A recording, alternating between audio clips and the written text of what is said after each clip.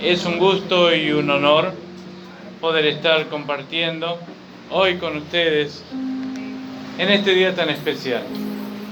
Y es hermoso poder estar en la presencia de Dios con los hermanos, en unidad, en coinonía, y sabiendo que todos somos hijos de Dios, que tenemos una misión en esta tierra y que es por su amor y su misericordia que realmente hoy estamos aquí. Les invito, mis hermanos, a abrir sus Biblias en la primera epístola de Juan, capítulo 3. Primera epístola de Juan, capítulo 3.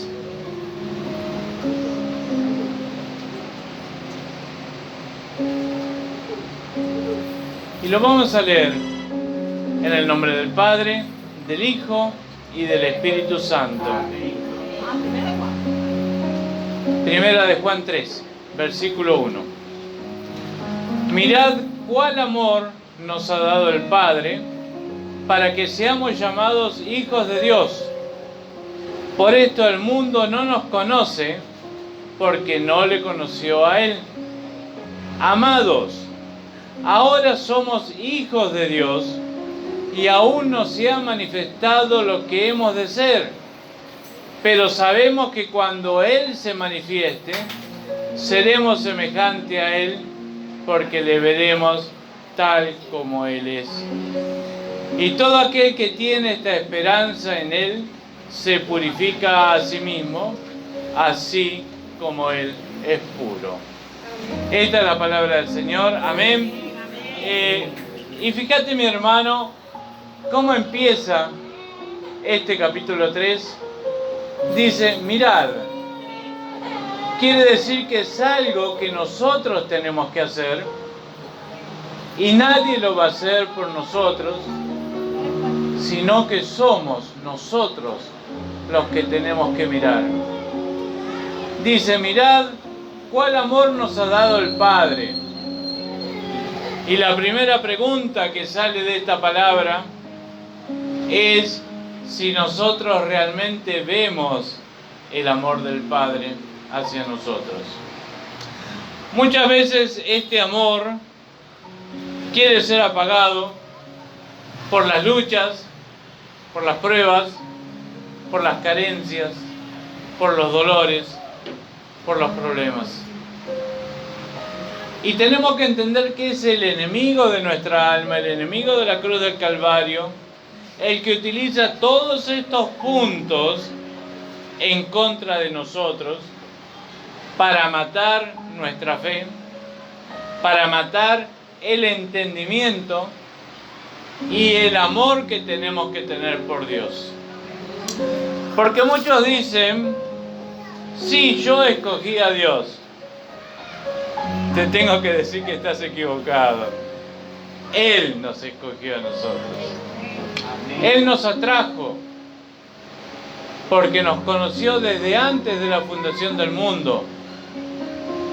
Dice que nos conoció, que nos predestinó, que a los que predestinó llamó, a los que llamó justificó y a los que justificó glorificó. Y ese sos vos, ese soy yo. Por eso nosotros tenemos que entender esto y tenemos la responsabilidad, mi hermano, mi hermana, de no dejarnos vencer por las malas situaciones que nos toquen pasar. La palabra nos dice que todavía no hemos resistido hasta la sangre contra el pecado. A los primeros apóstoles, a todos, menos uno, menos a Juan, los mataron. Incluso a Juan lo tiraron en una olla de aceite hirviendo y el Espíritu Santo lo salvó. Y salió vivo de esa olla de aceite hirviendo. Es histórico. Está en el libro de historia. No es algo inventado. Pero los demás apóstoles murieron decapitados a través de espadas, los profetas también lanceados, exactamente. Y entonces tenemos que entender, mi hermano, mi hermana, que por más duro que nos toque vivir, no vamos a sufrir lo que sufrieron los primeros cristianos. Cuenta la historia que los primeros cristianos, los romanos, los embadurnaban con brea y les prendían fuego a la noche y los usaban como lámparas. A los primeros cristianos, nuestros hermanos. Y todo eso lo soportaron por amor a Cristo, porque tenían bien en claro que ellos no pertenecían a este mundo, que su ciudadanía era en otro lugar, era en los cielos junto al Padre, y por eso estaban dispuestos a sufrir hasta lo máximo por amor a Jesús. Porque a ellos les fue predicado no un evangelio de prosperidad, no un evangelio de que Cristo te va a sanar, no un evangelio de que Cristo te va a hacer rico, no un evangelio de que te van a dar las naciones, sino les fue predicado un evangelio de arrepentimiento. Le fue predicado un evangelio que decía Jesús: arrepentidos porque el reino de los cielos se ha acercado, porque Dios quiere un pueblo santo, Dios quiere un pueblo puro. Y nosotros estamos caminando en pos de esa santidad, y es lo que nosotros tenemos que perseverar, porque tenemos que ver realmente y preguntarnos: ¿realmente estoy mirando el amor de Dios que tiene por mí? ¿O estoy mirando más mi necesidad? ¿Estoy mirando más mi problema? Te quiero decir que si nosotros miramos más nuestro problema, eso se llama idolatría. Porque le estamos dando más poder y autoridad a nuestros problemas que al amor, al poder y la autoridad de nuestro Dios. Se convierte sin querer en un Dios que no nos deja vivir, no nos deja ser feliz, no nos deja dormir, porque estamos atados a ese problema. Y no entendimos o nos olvidamos que el Señor Jesús dijo: venid a mí los que estáis trabajados y cargados, que yo te haré descansar. Trae tu yugo y tu carga.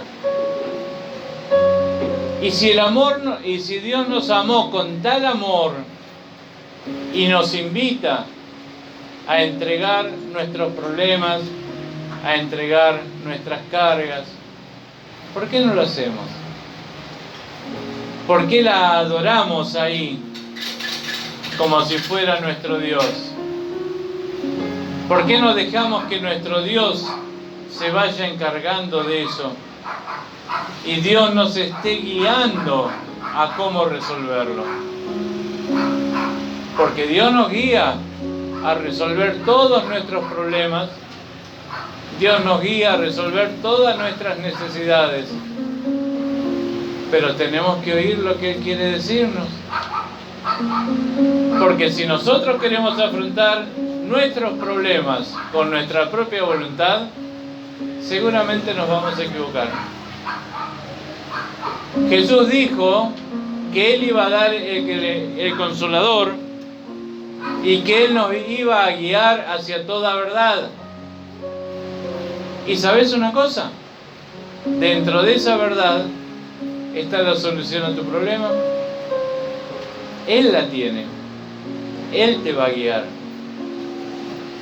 Entonces es tiempo de dejar de mirar y priorizar lo que nos falta y realmente entender lo que tenemos. Vos en este día podés no tener un centavo en el bolsillo, pero tenés lo más grande que puede haber sobre esta tierra. Sos un hijo o una hija de Dios. Hoy vamos a celebrar ese sacrificio en la cruz del Calvario, a través del cual Jesús murió, derramando hasta la última gota de su sangre, para que sean perdonados nuestros pecados, para que nosotros podamos tener paz para con Dios, porque Él es el único mediador entre Dios y los hombres, Jesucristo hombre. Y eso es lo que tenemos que entender. Él es el mediador.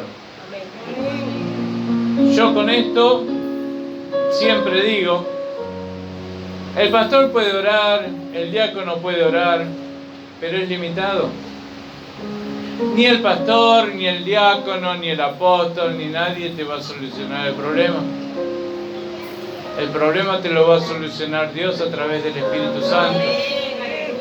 Nosotros por ahí te podemos guiar en oración, te podemos guiar, indicar el camino, como tendrías que caminar o cómo orar, pero el que hace la obra es el Señor. Como decían que había muchos hermanos nuevos, yo me gozo viendo hermanos que ya he conocido en otras ocasiones. A estas personas nuevas yo les quiero decir que si ustedes visitan otra iglesia, tengan cuidado cuando escuchen a alguien decir yo oré y lo sané, yo hice esto, yo hice aquello. Porque el que realmente lo hace, el que hace la obra es nuestro Señor Jesucristo, a través del Espíritu Santo. No hay otro mediador. Por eso dice, mirad cuál amor nos ha dado el Padre. Y vuelvo a preguntar, ¿realmente sentimos ese amor? ¿Realmente nos sentimos escogidos de Dios? Porque lo somos. La palabra lo dice y lo tenés que entender. Toda la circunstancia te va a hacer creer que no lo sos. Y te van a llegar a decir, al final vas a la iglesia y te va peor, vas a la iglesia, te congregás, estudiás y mirás todas las cosas que te pasan. Pero esa no es la voz del Espíritu Santo. La voz del Espíritu Santo resuena a través de la voz de Jesús, que dijo que en el mundo tendríamos aflicciones, pero que confiáramos. Él había vencido al mundo. Él ha declarado victoria para sus hijos. Pero no hay victorias en guerra. Es algo que se cae de maduro. Si queremos la victoria, tenemos que pelearla. Jesús dijo que nosotros valíamos más que muchos pajarillos, y que si Dios alimentaba a los pajarillos, ¿cómo no nos iba a alimentar a nosotros? El tema es que los pajaritos salen todos los días a buscar el alimento. No se quedan en la casa rascándose el ombligo esperando que le caiga la semillita en la boca, sino que salen todos los días. Por eso nosotros tenemos que entender la verdad de la palabra de Dios y siempre entender de que tenemos un Padre todopoderoso y que Él se deja encontrar por quienes los buscan, que Él no desprecia el corazón contrito y humillado. Y estar contrito y humillado no es estar revolcado en el piso, sino entender que si no fuera por Él, no seríamos nada.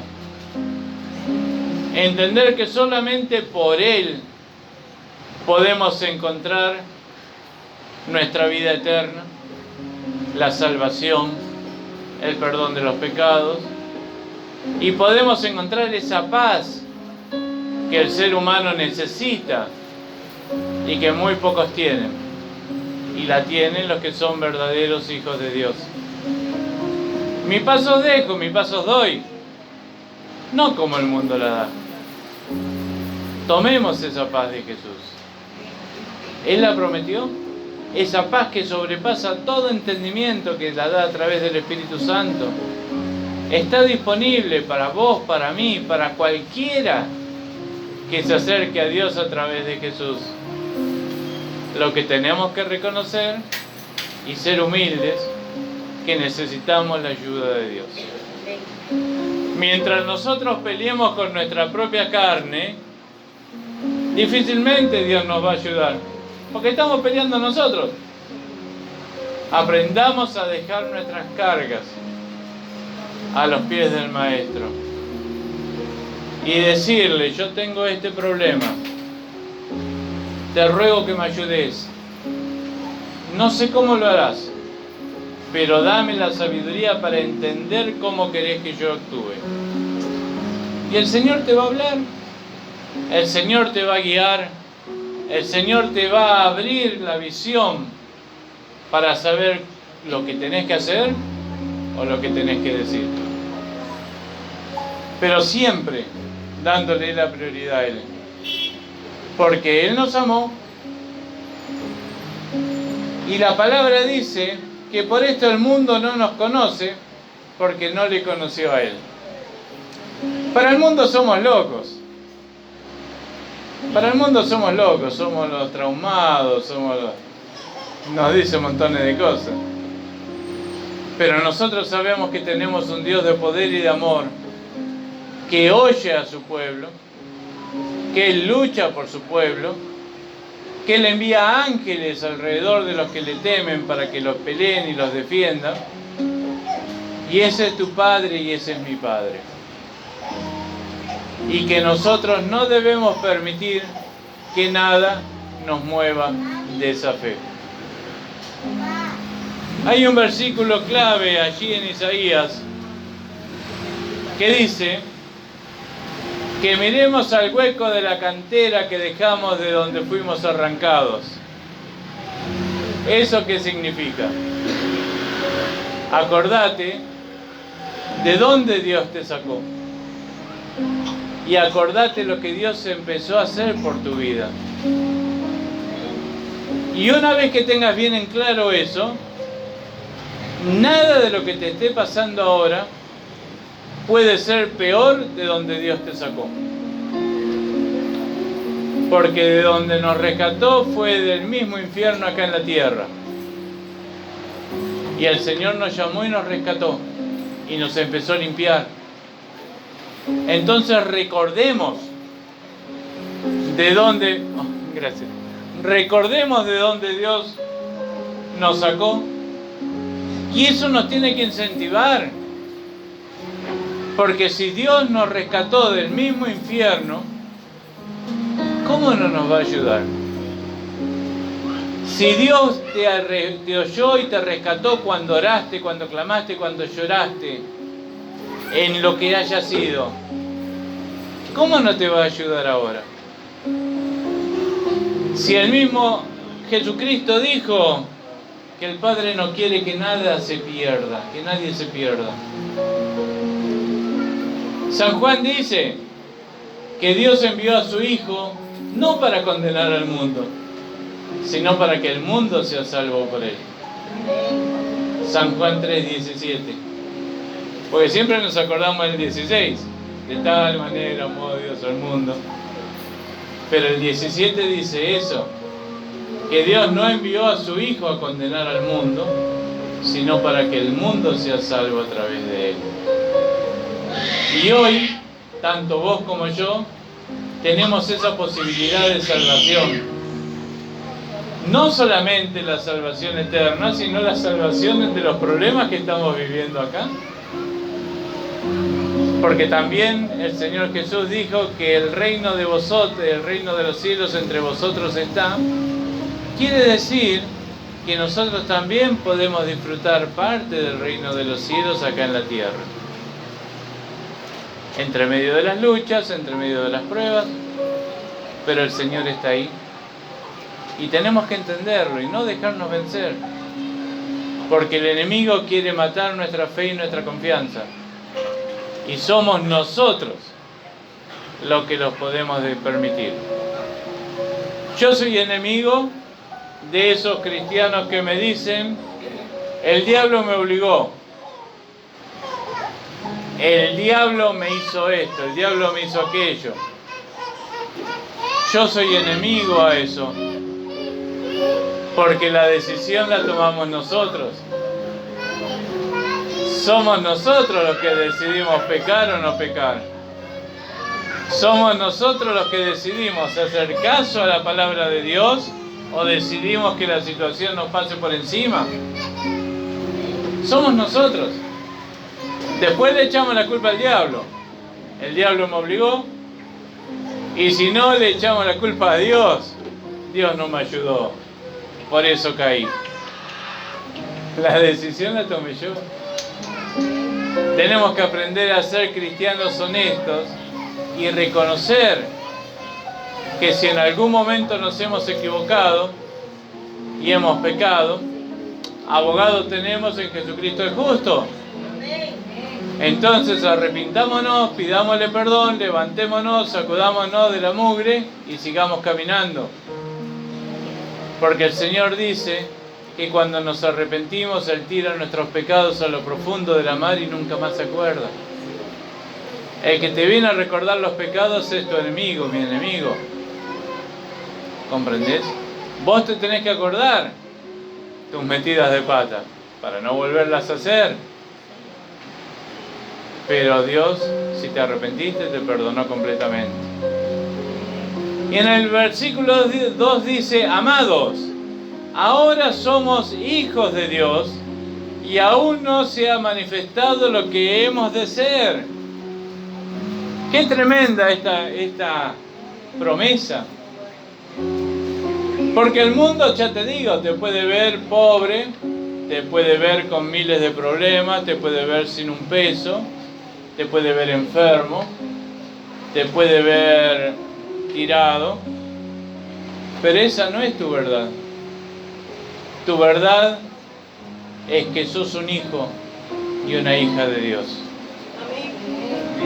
Y la palabra dice que Él nos iba a levantar del lodo cenagoso y que iba a poner nuestro pie en piedra.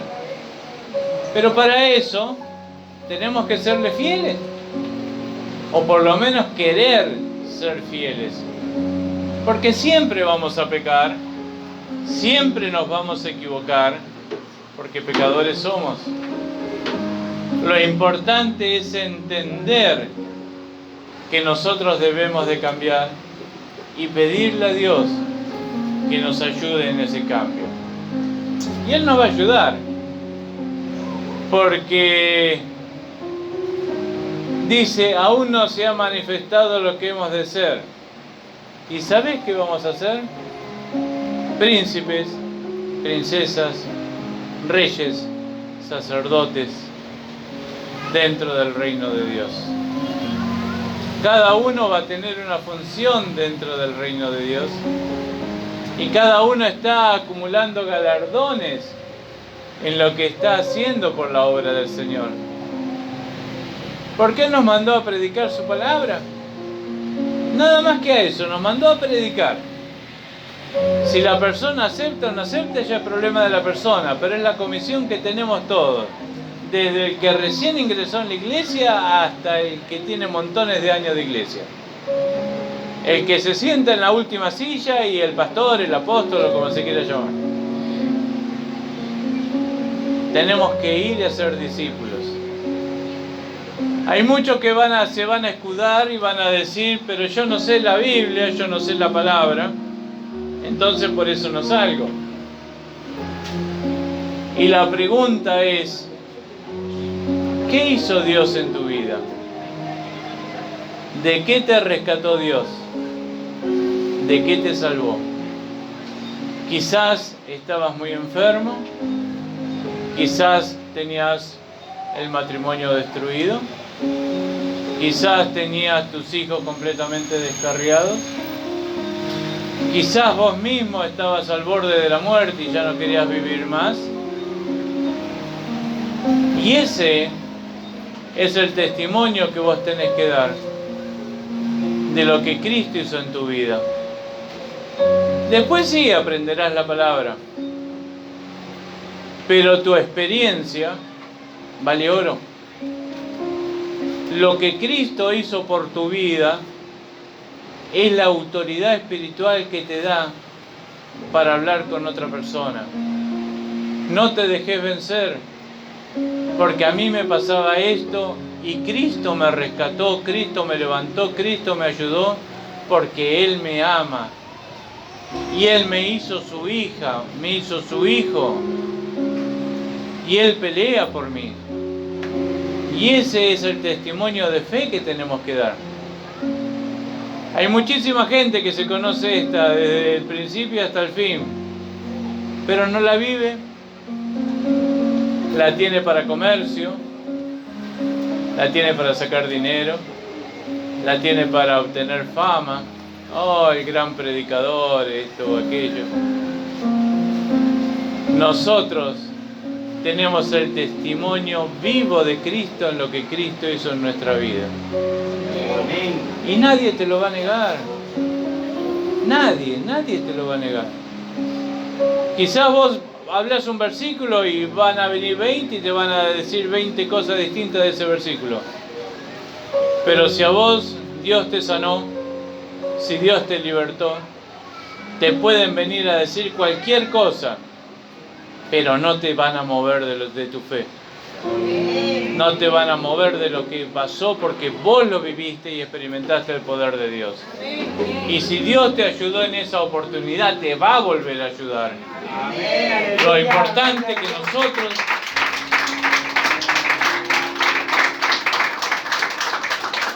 que nosotros tenemos que reconocer que necesitamos de Dios. Hay muchos hermanos que me dicen, yo oro y Dios no me habla. Dios siempre habla, el problema es que no lo escuchamos. Y el problema es cómo oramos también. Porque muchas veces que nos creemos que orar es estar horas de rodillas y tenemos que abrirle nuestro corazón. Cuando el Señor tocó mi vida por primera vez, solo 2 palabras pude decir: ayúdame Dios. Y me revolcó por el piso. 2 palabras, pero se lo dije desde el fondo de mi corazón, con una amargura, con un dolor tan grande en mi vida, y ahí Dios me tocó. Nunca te olvides que sos un hijo o una hija de Dios, y que al corazón contrito y humillado Él no desprecia. Él oye las oraciones de un pueblo que se humilla. Él oye las oraciones de un hijo que busca su presencia. Amén. Él oye las oraciones de un hijo que quiere serle fiel. Él sabe que nosotros somos pecadores, sabe que nosotros estamos embarrándola en cualquier momento. Si no, fíjate David, fíjate el pecadazo que se mandó con Betsabé.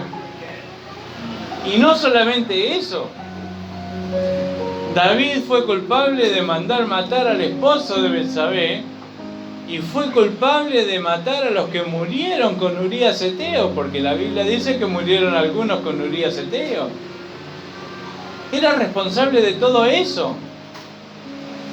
Sin embargo, David se arrepintió cuando fue Natán el profeta y salió el Salmo 51 y nunca más volvió a pecar de esa manera.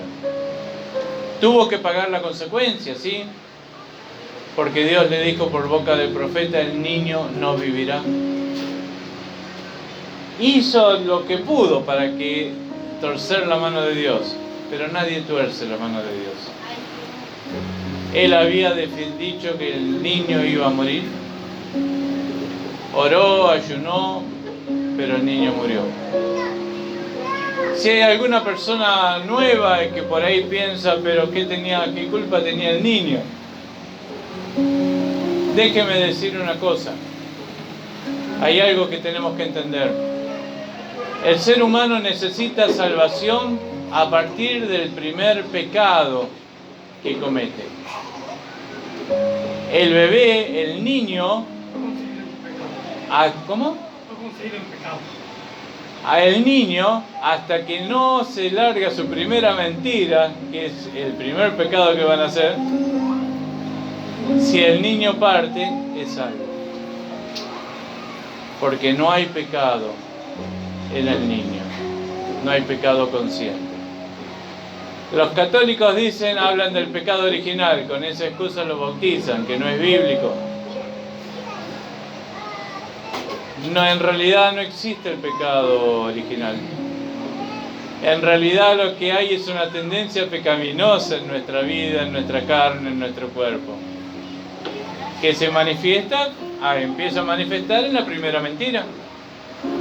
Quiere decir que si un niño, un bebé, un nonato, aún si no alcanza a nacer y fallece, va directamente a la presencia de Dios. Esto es algo que se tiene que entender. Así que no es que Dios hizo una injusticia con ese hijo de David y Betsabé, sino que lo llevó a su reino. Y eso es algo que hay que entender. Y dice, pero sabemos que cuando Él se manifieste, el Señor Jesucristo, seremos semejantes a Él porque le veremos tal como Él es. Yo no sé si vos te pusiste a imaginar el día del encuentro del Señor, cuando Él venga en las nubes a buscar a su iglesia, cuando los muertos en Cristo resuciten primero y los que estén vivos salgan volando para las nubes a encontrarnos con el Señor. ¡Qué es tremendo eso! Y ese es tu futuro, ese es mi futuro como hijos de Dios, que Él nos compró en la cruz del Calvario, pero que nosotros tenemos que guardar a través de vivir o tratar de vivir dignamente en la palabra del Señor. Jesús dijo, y Jesús nos dio la salvación. El problema es que nosotros las tenemos que cuidar. Y el Espíritu Santo nos ayuda a cuidarlas. El Espíritu Santo nos fortalece, nos redarguye, nos dice, acá te equivocaste, nos enseña. Y entonces apoyémonos siempre en el Espíritu Santo para poder vencer. Y fíjense cómo termina esta palabra, para no extenderme mucho. Y todo aquel que tiene esta esperanza en Él, se purifica a sí mismo, así como Él es puro. Y acá, nosotros nos toca mirar y entender qué estamos mirando, y nos toca purificarnos de aquello que sabemos que está mal delante de la presencia de Dios. Por eso, mi amado hermano, mi amada hermana, tenemos que leer esta para ir aprendiendo cuál es la voluntad de Dios e ir aprendiendo lo que a Él le agrada y lo que no le agrada. Y fíjese incluso cuánto amor tiene Dios por ustedes, que hace 6 años fundó esta iglesia, que hoy están festejando el aniversario, para que ustedes puedan aprender las verdades de la palabra de Dios, para que puedan aprender del ejemplo de los siervos que están acá adelante, que son siervos esforzados, son siervos que a pesar de sus problemas físicos, a pesar de todos los problemas que ellos tienen, no abandonan la tarea y siguen firmes y tratan de incentivarlos a ustedes para que no se dejen engañar por la fuerza del enemigo. Amén. Fíjese el amor que les tiene Dios, porque el Señor los rescató. Jesucristo murió por ustedes y por mí, y encima les puso una iglesia de sana doctrina, donde no van a encontrar delirios ni ninguna cosa, para que ustedes aprendan la verdad del Evangelio.